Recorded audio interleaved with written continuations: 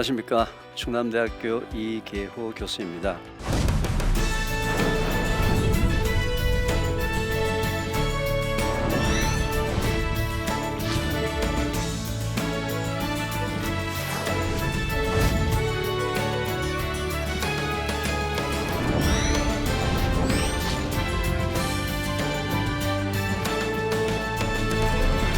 면역력과 장 건강에 대한 얘기를 계속 하고 있는 중입니다.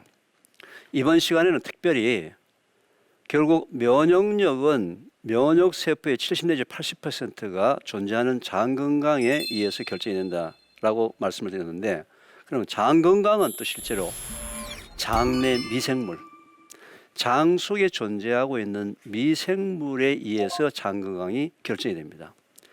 일반적으로 이 장 속에는 말이죠, 세 가지 종류의 균이 존재합니다. 첫째는 유익균, 좋은 균이죠. 그리고 유해균, 나쁜 균이죠. 그리고 중간균, 기회균이라는 게 있습니다. 대개 좋은 균이 한 15%, 나쁜 균이 15%, 그 다음에 중간 기회균이 70% 정도가 위치를 하고 있는, 이제 분포하고 있는데, 좋은 균의 숫자가 많아지게 되면요, 이 기회균이 좋은 균 쪽으로 붙어버립니다. 그럼 장내가 건강해지는 거죠.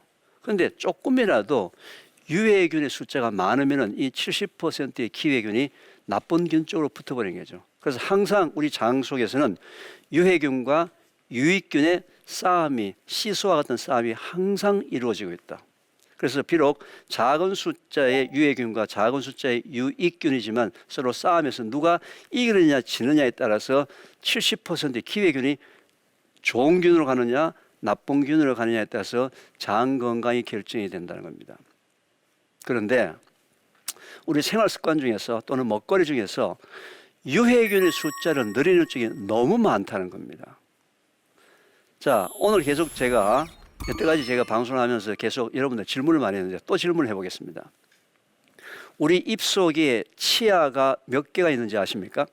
어른들인 경우에는 치아가 총 32개가 있습니다. 32개 중에서 송곳니는 아래우로 2개씩 해서 4개가 있죠. 송곳니가 4개 있죠. 앞니가 4개, 4개, 8개, 송곳니가 4개에서 12개를 빼면은 전체 32개 치아 중에서 12개를 빼면은 20개가 뭘까요? 어금니예요. 어금니. 여러분 한번 생각해 보셨습니까? 왜 하나님이 우리 입속에다가 어금니를 20개나 주셨을까요? 뭐 때문에? 모르시겠어요? 뭐 당연하지 않습니까? 어금니는 맷돌과 같은 역할을 하는 것을 어떻게 해요? 씹어라. 씹어라. 그래서 20개의 어금니를 입속에 넣어 주셨습니다. 그런데 우리 삶은 어떻습니까? 씹을 수 있는 시간이 여기 없는 거예요. 빨리 밥 먹고 돈 벌어 가야 되고 빨리 밥 먹고 공부하러 가야 돼요. 왜? 돈 버는 것이 더 중요하고 수능 점수 1점 더 올리는 것이 더 중요하기 때문에 밥 먹는 시간은 내가 성공하기 위해서 그냥 지나가는 통로였어요. 자, 우리가 음식을 먹을 때 씹지 않고 그냥 넘기는 음식이 장소에서 무슨 일이 벌어지는지 한번 보겠습니다. 자, 여러분들 밥을 먹었습니다. 그죠? 밥의 추성분이 뭐라 그러죠? 밥떡, 고구마, 감자 같은 추성분은 탄수화물이라고 얘기합니다. 탄수화물은 포도당이라든지 이런 단당이 수백만 개, 수십만 개 뭉쳐진 이런 덩어리예요, 덩어리. 탄수화물은 이게 하나하나 분해되는 과정이 소화되는 과정이라고 얘기합니다. 그래서 이게 포도당이 됐을 때 다 조각 나서 포도당 한 개짜리에 됐을 때 입자가 작으니까 이 녀석이 장에서, 소장에서 우리 혈액 속으로 흡수가 되었어. 이 포도당이 혈액을 타고 세포 속으로 들어가서 이 포도당이 타면서 산화가 되면서 에너지가 나와서 이렇게 얘기할 수도 있고 운동도 할 수가 있는 겁니다. 포도당이 수십 개, 수백 개 뭉쳐진 포도송이와 같은데 이걸 한 개 떨어져 나가는 과정을 소화 과정이라고 얘기하면서 반드시 탄수화물 분해 효소가 있어야지만 분해가 된다는 겁니다. 탄수화물 분해 효소 기억나십니까? 아밀라제라는 분해 효소입니다. 아밀라제는 분해 효소. 그런데 참 재밌게도 우리 위 속에서는 탄수화물을 분해하는 아밀라제라는 분해 요소가 한 방울도 나오지 않습니다. 탄수화물 분해 요소가 어디에 있을까요? 침 속에 포함되어 있어요. 침 속에. 아, 하나님 왜 우리를 이렇게 만들었습니까? 위 속에서 우리가 즐겨 먹는 밥떡, 고구마, 왕자, 국수 같은 그런 탄수화물을 소화하는 아밀라제가 위에서 나온다면 내가 바쁠 때, 밥 먹을 시간 없을 때 빨리 먹어서 위 속에 집어넣으면 위는 어차피 2시간 동안 그 속에서 주물러서 소화시키니까 2시간 동안 있을 동안에 아밀라제가 들어가서 소화를 시키면 이 세상을 얼마나 편하게 시간 절약하면서 살 수 있는데 왜 하나님 위에서는 탄수화물 분해 요소, 한국 사람들이 그렇게 좋아하는 탄수화물 분해 요소를 만들지 않았습니까? 그건 모르죠. 그죠? 근데 침 속에 밥을 분해하는 효소를 넣어놨다는 얘기는 뭐예요? 씹으라는 거예요. 영적으로 하나님의 말씀에 순종하는 것도 신앙생활이지만 육적으로 하나님의 말씀에 순종하는 씹는 것도 뭐다? 신앙생활이라는 거죠. 하나님 우리 인간한테 피조물한테 원하시는 것은 영적으로 성령 충만하면서 육적으로 허우적거리는 인간의 모습을 매우 안타까운 눈으로 보고 계신다는 거죠. 영육 간의 균형 있는 강건함을 하나님이 원하시는 겁니다. 그렇게 하려면 어떻게 해요? 영적으로 하나님 말씀에 순종해야 함과 동시에 육적으로 하나님 주신 이 육체를 순종하는 삶을 살아야 된다는 거죠. 그게 신앙생활인데 이걸 지금 별개로 생각하는 거죠. 입속에 있는 20개의 어금니를 활용하는 것이, 사용하는 것이 뭐다? 하나님의 창조의 원리에 순종하는 신앙생활이다. 자, 씹지 않고 소화제가 없이 탄수화물에 소화하는 아밀라제가 없이 그냥 내려가게 되면은 위는 2시간 동안 음식을 주물르기만 주물러서 죽을 만들어냅니다. 죽을 만들어서 장 속으로 내려보냅니다. 아밀라제가 있으면 이미 분해되어서 포도당이란 단당이 만들어져야 되는데 그냥 짬밥통이 된 거예요. 장이. 장의 온도가 보통 39도, 40도 아주 뜨겁습니다. 여러분 여름철에 뜨거운 짬밥통 한두 시간 되면 어떻게 되죠? 냄새가 지독하죠. 왜? 썩으니까. 이런 사람의 특징이 방개 냄새나 변 냄새가 매우 지독하다는 거예요. 음식이 소화되고 발효되는 것이 아니라 짬밥통을 만들어서 장소에서 썩어 들어가니까요. 왜 방개 냄새나 변 냄새가 독할까요? 장에서 지금 난리가 났는데 그것도 모르고 막 웃어가면서 까불랑거리고 막 돌아다니니까 얘야 안에 뭐가 문제가 있다. 뭐가 썩어 들어간다. 알려주려고. 근데 제가 안타까워하는 것은 뭐라 그랬죠? 어른들보다는 초, 중, 고, 대학생의 방귀 냄새나 변 냄새가 너무 지독하다는 거예요. 어머니들 집에서 아이들한테 좋은 음식, 비타민 주면은 다 되는 줄 아는데 엄마가 정성스럽게 만든 그 음식이 아이들의 뱃속에서 현재 썩어 들어가고 있다. 씹어야 합니다. 씹어야 합니다. 씹는 것이 바로 하나님의 말씀에 순종하는 삶을 사는 것이고 그 결과로 장 속의 유익균의 숫자를 늘려주는 방법이에요. 유해균의 숫자를 줄이는 방법이에요. 씹으시기 바랍니다. 특히 지금 건강이 갑자기 여러 가지 원인 모르게 나빠져서 힘들다. 무조건 식사 시간을 2배로 늘리십시오. 왜? 씹어야 되니까요. 그런데 저한테 이런 얘기를 합니다. 교수님, 먹고 사는 문제가 바쁜데 내가 밥 먹을 시간이 5분밖에 없습니다. 언제 씹습니까? 동료들하고 같이 식당에 가서 밥을 먹는데 2명이 가서 밥을 먹는데 나는 천천히 씹어서 먹으면은 앞에 내 동료하고 식사 시간을 맞출 수가 없는데 어떻게 내가 맞출 수 있습니까? 만약에 식사할 시간이 5분밖에 없다면은 5분 동안에 충분히 씹어서 먹을 수 있는 양, 작은 양만 드십시오. 그렇게 되면은 배가 좀 고픈, 위는 좀 배가 고플 때 누구? 장을 행복하게 하는 식사예요. 근데 우리는 지금까지 뭐예요? 위를 행복하게 하는 양적 식사에 우리 삶의 모습이 박혀 있습니다. 이제는 위를 만족하는 양적 식사가 아니고 뭐예요? 장을 만족하는 질적 식사로 모든 식사의 패턴을 다 바꿀 때입니다. 왜 이제는 굶어 죽는 사람이 없잖아요, 그죠? 옛날에는 무슨 밥을 해가지고 그냥 배만 부르면 되는 아니죠. 이제는 먹는 양이 중요한 것이 아니고 내가 먹었던 음식이 얼마만큼 내 장소에 들어서 소화 흡수되느냐가 더 중요하고, 그게 장내 유익균과 유해균의 숫자의 균형을 깨트리는 아주 심각한 우리 생활 습관 중에 하나다. 씹어서 드시기 바랍니다.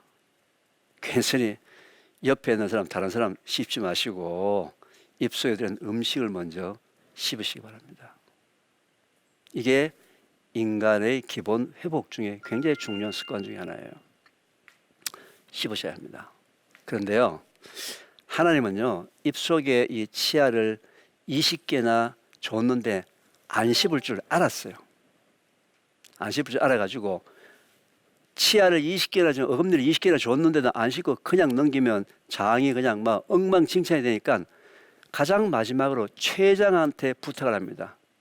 이 친구가 내가 걱정에 대해서 치아를 어금니를 20개나 넣어줬는데 그래도 안 씹고 그냥 꿀떡 삼키면 얘가 죽으니까 췌장 너가 지금 얘가 먹었던 탄수화물의 절반 정도를 소화할 수 있는 아밀라제를 네가 내놔라 해서 마지막으로 췌장한테서 탄수화물을 분해하는 효소 아밀라제가 50% 정도가 나와서 다들 지금 이게 멀쩡하게 지금 살아있는 거예요.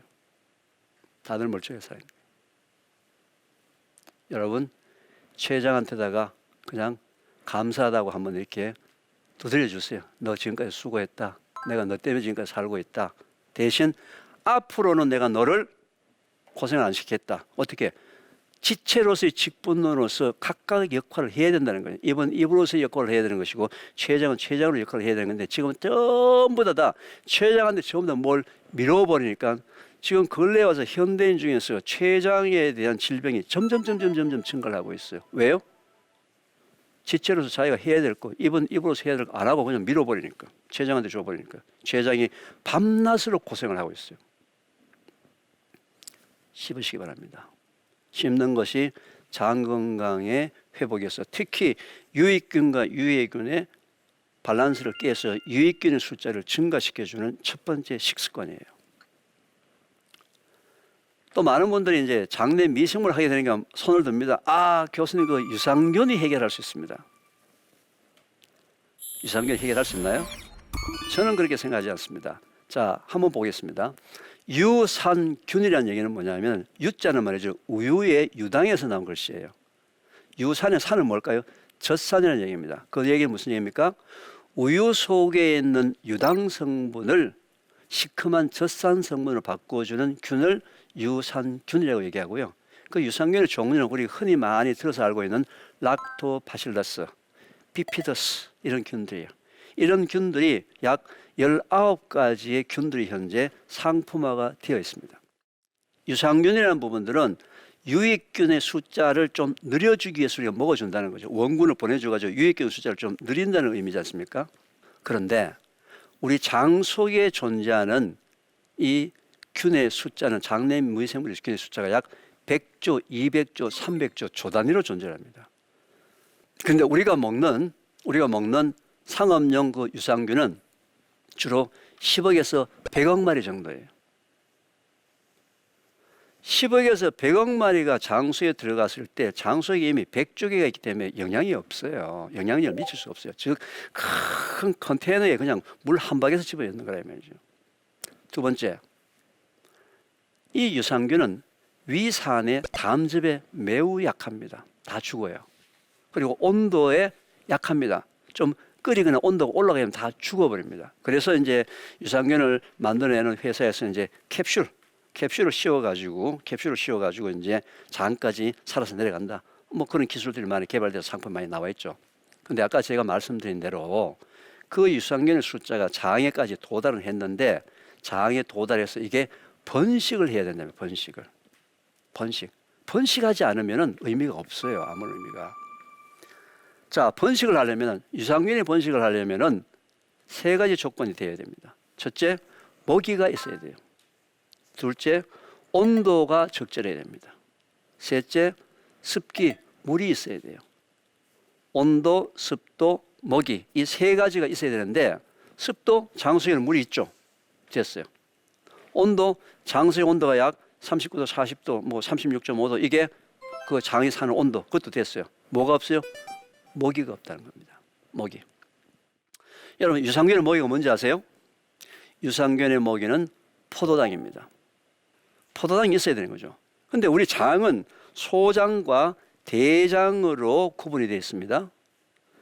소장이 하는 역할, 대장이 하는 역할이 좀 틀리죠, 그죠? 소장은 주로 영양성분을 흡수하는 역할을 하고, 대장은 주로 노폐물들 바깥으로 빼내면서 물을 흡수하는 그런 주요 기능을 갖고 있는 거죠. 그런데 아까 우리가 했던 그 장내 미생물들은요, 소장보다는 대장에 거의 다 존재를 합니다. 존재는 거의 대장이 존재를 해요. 그런데 소장이 하는 역할이 뭐라고 그랬죠? 포도당을 흡수하는 역할을 합니다. 이상한데? 아까 분명히 장내 미생물의 먹이가 포도당이라고 그랬는데, 소장이 흡수해버리게 되면 대장에는 포도당이 못 넘어가기 때문에 대장에는 균들의 먹이가 없지 않느냐? 없죠. 왜요? 소장에서 포도당을 흡수를 해버리니까 대장에 있는 유익균의 먹이가 없습니다. 포도당을 줘야 되는데 없다는 얘기죠, 그죠? 포도당, 과당 같이 한 개 있는 것을 우리가 단당이라고 얘기합니다. 단당. 포도당과 과당, 이게 두 개 붙어 있는 게 뭘까요? 당이 두 개 붙어 있는 거. 그렇죠. 이당이라고 해요. 이당. 이당이라고 하는 것이 가장 대표적인 것이 뭐죠? 설탕, 꿀, 엿. 이건 이당이에요. 근데 이당은 말이죠, 쉽게 분해가 돼요. 쉽게 분해가 돼서 소장에서 쉽게 분해가 일어납니다. 당이 세 개가 붙어 있는 게 뭘까요? 세 개. 자, 아까 두 개 붙어 있는 게 이당이라고 했으니까 세 개는 뭐예요? 삼당 또는 다당. 그죠? 예. 세 개에서, 당이 세 개에서 10개가 붙어 있는 당의 이름을 올리고당이라고 얘기합니다. 올리고당. 세 개에서 10개가 붙어 있으면 소장에서 분해가 일어나지 않는 거예요. 분해가 일어나지 않고 소장하고 대장하고 연결돼서 대장이 올라가는 상행결장, 대장이 상행결장, 횡행결장, 하행결장, S결장에서 직장을 통해서 항문으로 가거든. 이렇게 디귿자 형태의 큰 구조로 되어 있습니다. 3개에서 10개짜리 올리고당은 소장에서 분해가 일어나지 않습니다. 어디로 넘어가요? 대장 초입에 넘어갑니다. 대장 초입에 넘어가게 되면 3개에서 10개짜리 올리고당이 분해가 되면서 이 대장 초입에 있는 상행결장과 횡행결장 쪽에 있는 먹이, 장내 미생물에다가 포도당을 공급을 해주는 거예요. 따라서 대장 속에 있는 유익균의 숫자를 늘려서 면역력을 원래대로 회복하려면 뭐예요? 음식 중에서 올리고당, 프락토 올리고당이라는 성분이 포함되는 음식을 먹어야 합니다. 어떻게? 매일 한 끼 이상. 프락토 올리고당이 가장 많이 포함된 음식이 첫 번째, 콩. 두 번째, 양파, 마늘.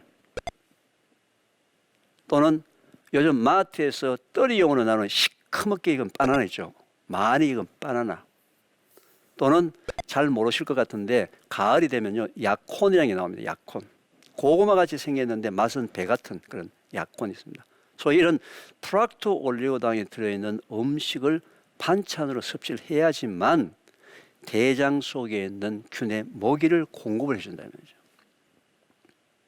그런데 3개에서 10개짜리는 말이죠, 초입하고 횡행결장 정도만 다 가고 하행결장, S결장, 직장 항문까지는 3개에서 10개까지 도달할 수가 없어요. 도달할 수가 없어요.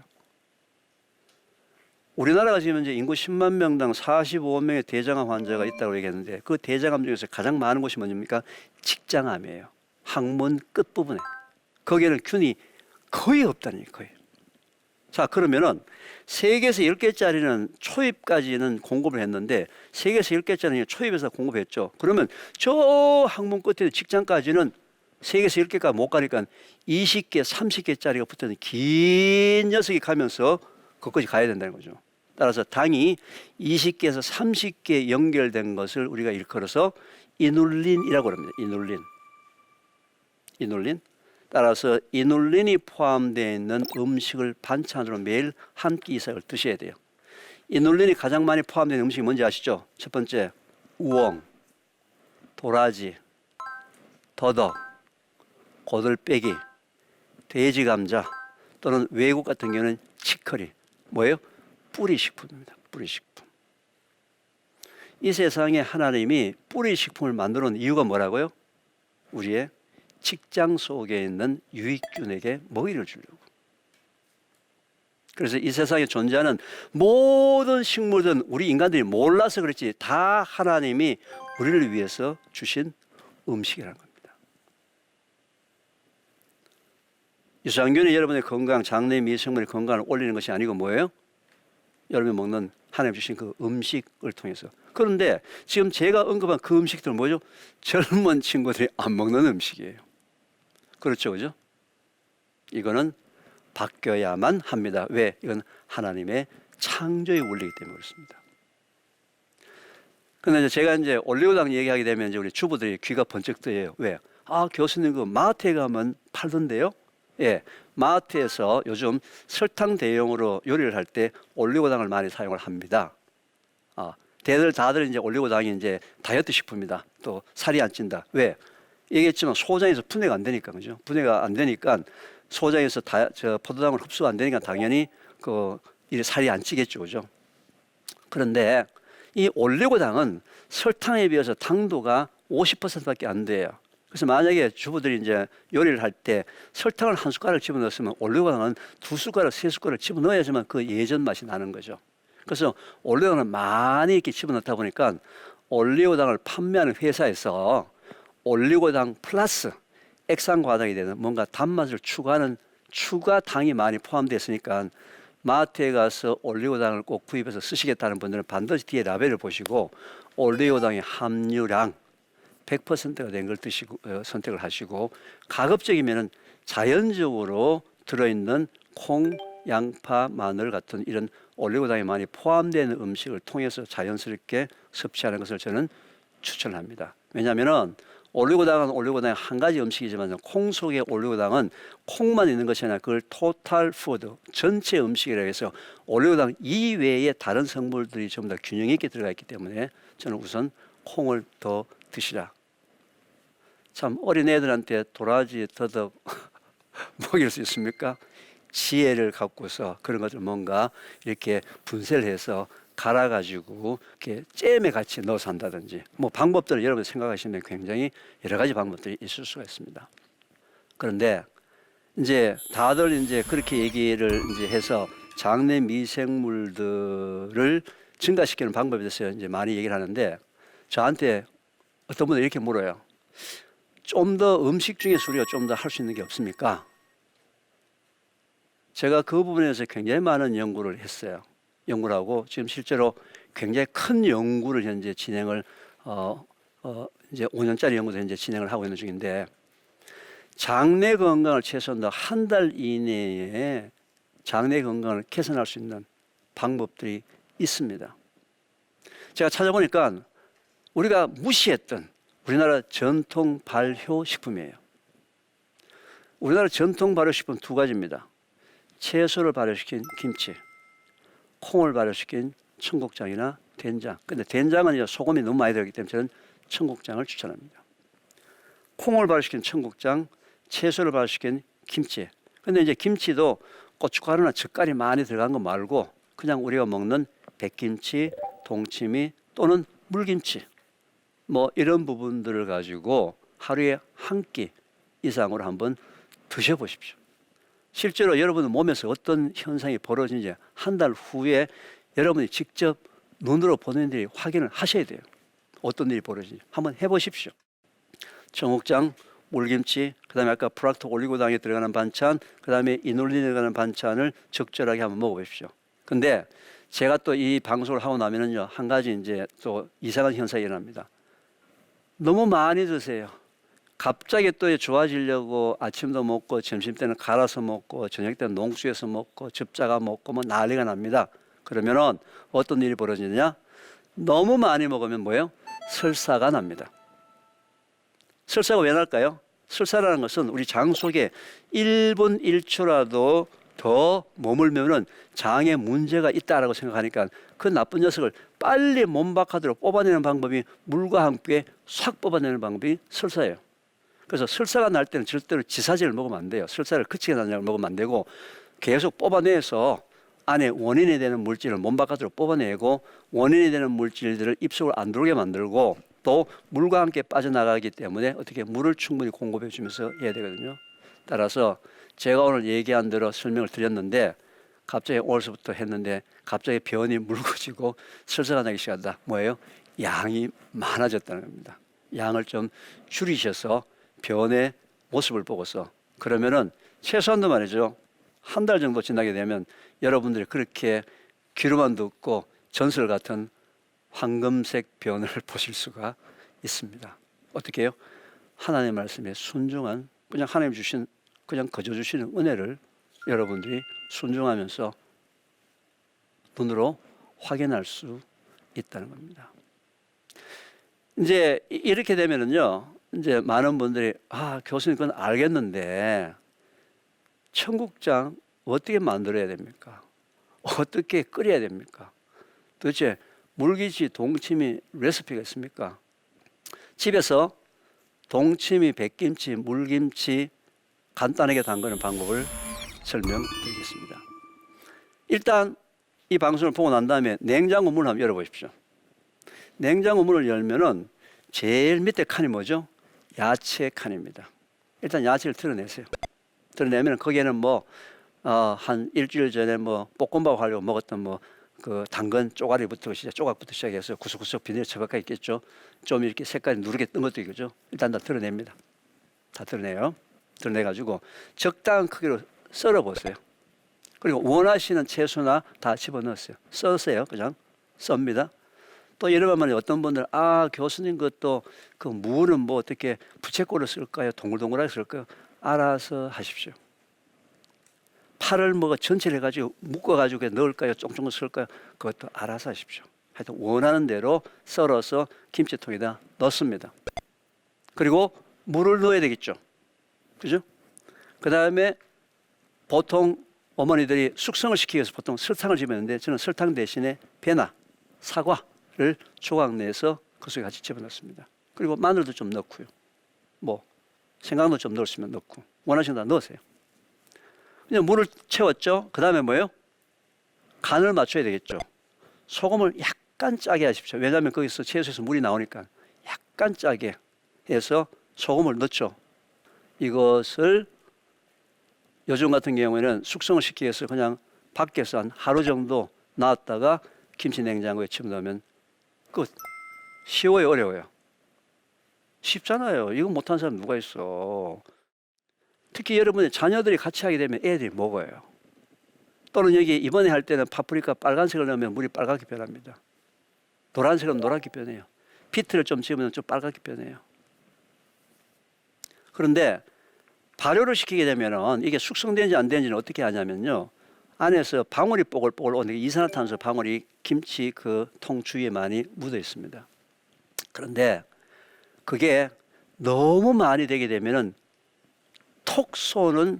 아주 톡 쏘는 강한 맛이 나오는데 톡 쏘는 강한 맛이 나왔을 때는 김치 유산의 숫자가 줄어드는 시기예요.